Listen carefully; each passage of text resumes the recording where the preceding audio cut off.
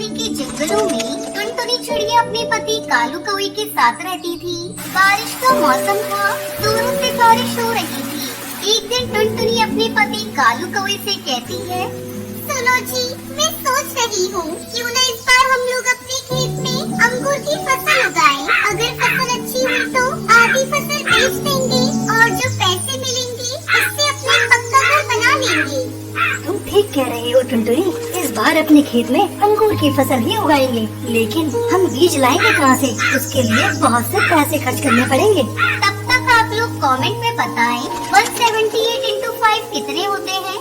उसकी तुम चिंता मत करो, मैं अपनी मौसी बबली कबूतरी के घर जाऊंगी और उनके यहाँ से अंगूर के बीज लेकर आऊंगी। पिछले साल ही मौसी के खेतों में अंगूर की अच्छी फसल हुई थी। अगर अपनी फसल अच्छी हुई तो हम मौसी के बीज जितना अंगूर उन्हें वापस कर देंगे। ऐसे हमारा काम भी हो जाएगा और पैसे भी खर्च नहीं करने पड़ेंगे। अगले दिन दोनों पति पत्नी बीज लेने के लिए बबली मौसी के घर जाते हैं। क्यों टुनटुनी, आज मौसी की याद कैसे आ गई? वैसे तो मुझे कभी तुम याद नहीं करती। जरूर मुझसे कोई काम होगा तभी तुम मेरे पास आई हो। अब बताओ मुझसे क्या काम है? क्या बताऊं मौसी, घर के काम काज और खेत से कभी फुर्सत ही नहीं मिलती। हमारा खेत खाली पड़ा है। अभी तक हमने किसी फसल की अपने खेत में बुवाई नहीं की है। बारिश हो रही थी, सोचा इस बार अपने खेत में अंगूर की खेती करूं, पर बीज खरीदने के लिए हमारे पास पैसे नहीं है। अगर आप हमें अंगूर की बीज दे देती तो आपकी हम पर बहुत बड़ी कृपा होती। जैसे ही हमारी अंगूर की फसल पक जाएगी, हम आपको बीज वापस कर देंगे। तो ठीक है, ले लो बीज मुझसे, पर तुम समय से मेरे बीज के बराबर अंगूर वापस कर देना।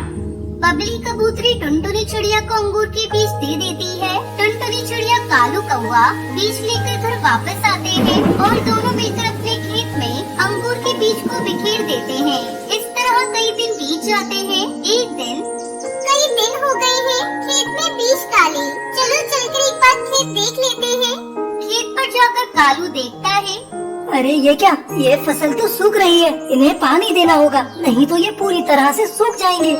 दोनों मिलकर पास वाली नदी से पानी लाते हैं और अपने खेत में डालते हैं। इस तरह कुछ दिन और बीत जाते हैं। खेत में उनकी अंगूर की बेल लहराने लगती है। जब उनकी अंगूर की फसल पक जाती है, तब वो अपने अंगूर को तोड़कर बाजार में बेचने की तैयारी करने लगते हैं। तभी जंगल का मुखिया वहाँ आ जाता है। अरे तू अपनी अंगूर की फसल मुझे बेच दे, कहाँ तू इसे लेकर मंडी में बेचने जाएगा? नहीं मुखिया जी, मैं अभी अपने अंगूर को नहीं बेचूंगी। जब बाजार में दाम बढ़ेगा तो हम इसे बेचेंगे। टुनटुनी की बात सुनकर मुखिया गुस्सा हो जाता है और वहाँ से चला जाता है। अगले दिन टुनटुनी चिड़िया अंगूर के बीज के बराबर अंगूर अपनी मौसी को वापस कर देती है। कुछ दिनों बाद बाजार में अंगूर के भाव बहुत बढ़ जाते हैं। तब टुनटुनी अपने सारे अंगूर की फसल को बाजार में बेच देती है और फसल बेचकर जो पैसे मिलते हैं उससे टुनटुनी और कालू अपने लिए पक्का घर बनवाते हैं और फिर दोनों खुशी खुशी रहने लगते हैं।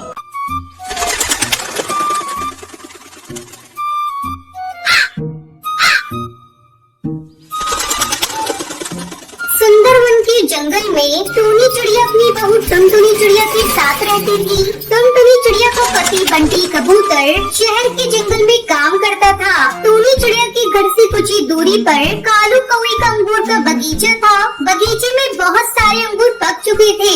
अंगूर की मीठी मीठी खुशबू से सारे पक्षियों के मुंह में पानी आ जाता था। एक दिन दोनों सास बहू अपने घोंसले के बाहर बैठी ठंडी ठंडी हवा का आनंद ले रही थी। तभी अंगूर की मीठी खुशबू आती है। माँ जी, अंगूर की बहुत अच्छी खुशबू आ रही है। जी करता है अभी जाऊँ और तोड़कर अंगूर खा लूँ। हाँ बहू, मन तो मेरा भी अंगूर खाने को कर रहा है, पर तू देख रही है ना कालू कौवा किस तरह अपने बगीचे की रखवाली कर रहा है। अगर हम अभी अंगूर तोड़ने गए तो पकड़े जाएंगे। रात होने का इंतजार करते हैं, जब कालू कौवा सो जाएगा तो हम लोग अंगूर चुरा लेंगे। लेकिन माँ जी, मेरा मन तो भी अंगूर खाने का हो रहा है। आप ऐसा करिए, कालू कौवे को किसी बहाने से यहाँ बुला लीजिए और अपनी बातों में उलझाए रखिएगा। तब तक मैं कुछ अंगूर चुरा लूंगी, फिर दोनों आधा आधा बांट कर खा लेंगे। लेकिन बहू, अंगूर चुराते हुए तू पकड़ी गई तो हमारी बहुत बदनामी होगी।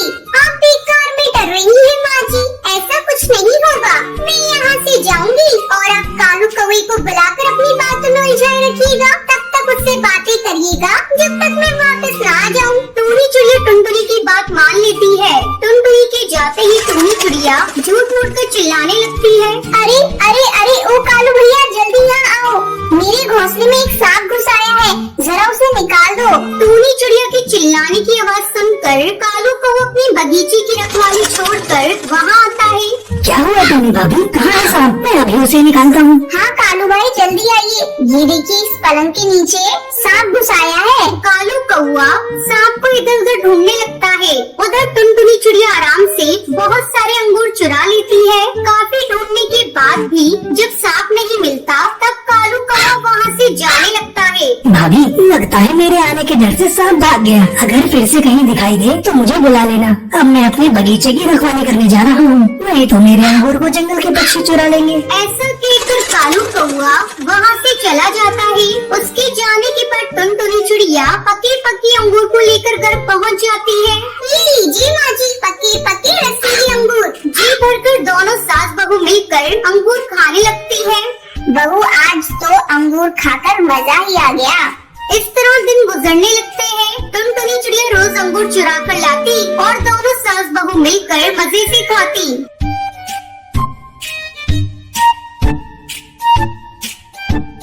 एक दिन कालू कौवे को शक होता है। अरे, रोज रोज मेरे बगीचे से अंगूर कम हो रहे हैं। लगता है कोई इन्हें चुरा रहा है। इसका मुझे पता लगाना पड़ेगा। आज मैं किसी कीमत पर अपने बगीचे को छोड़कर कहीं नहीं जाऊंगा। दोपहर होने पर टोनी चिड़िया फिर से कालू कौवे को बुलाने लगती है, लेकिन कालू नहीं आता। दोनों सास बहू मन मार कर रह जाती है। टुनटुनी बहू, अब क्या करें? ये कालू तो अपने बगीचे से हट ही नहीं रहा है। कोई बात नहीं माँ जी, दिन में ना सही, हम लोग रात में अंगूर की चोरी करेंगी, क्योंकि उस समय कालू कौवा सो जाएगा।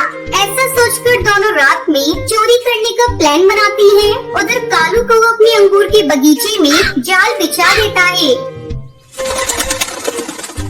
रात में वो दोनों अंगूर चुराने के लिए जाती है और जल्दी जल्दी अंगूर को चुराने लगती है। वो दोनों बगीचे में बिछाए हुए जाल में फंस जाती है। माँ जी, क्या हुआ? हम लोग तो जाल में फंस गए। अब सवेरे ही सब पक्षियों को पता चल जाएगा कि हम लोगों ने ही अंगूर चुराए थे। तभी कालू कौवा वहाँ आ जाता है और कालू कौवा जोर जोर से चोट चोट चिल्लाने लगता है। कालू भैया, धीरे धीरे बोलिए, सारे पक्षी सुन लेंगे, हमारी बहुत बदनामी होगी। लेकिन तुम दोनों की वजह से मेरा बहुत नुकसान हुआ है। कालू भैया, मैं तुम्हारा सारा नुकसान भर दूंगी, बस हम लोगों को छोड़ दो, पड़ोसी होने के नाते। कालू कौवा उन दोनों को छोड़ देता है। उस दिन के बाद से वो दोनों अंगूर को चुराना छोड़ देती है। केरला के जंगल में टुनटुनी चिड़िया अपने पति कालू कौवे और अपनी एक बेटी पिंकी के साथ रहती है। कालू को सिर्फ एक ही काम आता है और वो है टुनटुनी चिड़िया की कमाई के पैसों से शराब पीना और टांगे पसार कर सो जाना। टुनटुनी बेचारी दूसरों के घरों में झाड़ू पोछा करके किसी तरह घर का खर्च चलाती और अपनी बेटी को पढ़ाती लिखाती। एक बार की रात में मानसून शुरू हो गया था। जंगल में लगातार बारिश हो रही थी। तभी टुनटुनी चिड़िया की बेटी स्कूल से भीगते हुए घर आई। अरे, तुम तो पूरी तरह भीग गई, थोड़ी देर कहीं रुक जाती।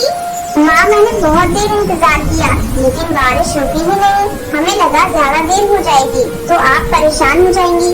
ये जंगल की बारिश भी ना हम गरीब पक्षियों के लिए मुसीबतें लेकर आती है। माँ, तुमने पिछले साल कहा था कि मुझे छतरी ला दोगी, अगर वो ला दो तो मैं नहीं भीगूंगी। हाँ बेटा, मैं अगले महीने ला दूंगी। टुनटुनी चिड़िया ने अपनी बच्ची को कह तो दिया था, लेकिन कालू की शराब और घर के खर्चों से पैसे बचते ही कहाँ थे जो वो उसके लिए छतरी लाती।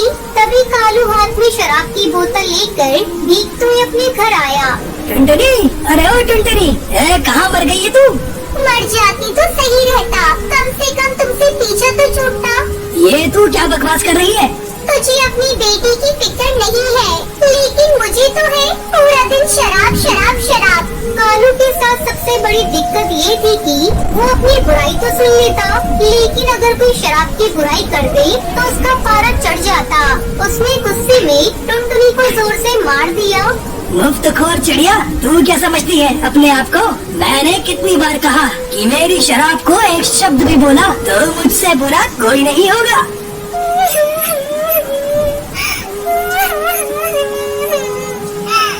ये शराब हमारा घर तोड़ रही है, आपको नहीं दिखता? चुप चुप कर, नहीं तो मार मार के मुंह सुझा दूंगा। टुनटुनी चिड़िया की बेटी भी अपने पिता के इस व्यवहार से हमेशा सहमी रहती थी। अगले दिन, सुनिए जी, मानसून जोर पर है, हर दिन भयंकर बारिश हो रही है। तो मैं क्या करूं? बारिश में बारिश नहीं होगी तो क्या लू चलेगी? आपसे तो कुछ कहना ही बेकार है। तो फिर कहते ही क्यों हो? चल जा यहाँ से, और हाँ, जाते जाते कुछ रुपए देते जाना। रुपयों की बात सुनकर टुनटुनी चिड़िया को गुस्सा आ गया। रुपये? रुपये क्यों चाहिए? तेरे लिए ताजमहल बनवाना है, ताजमहल। देखो जी, मेरे पास आपकी शराब के लिए बिल्कुल भी पैसे नहीं है। कुछ पैसे पड़े भी हैं तो वो घर खर्च के लिए है। देख नहीं रहे, सारे डिब्बे खाली पड़े हैं। बारिश की हालत आप देख ही रही हो।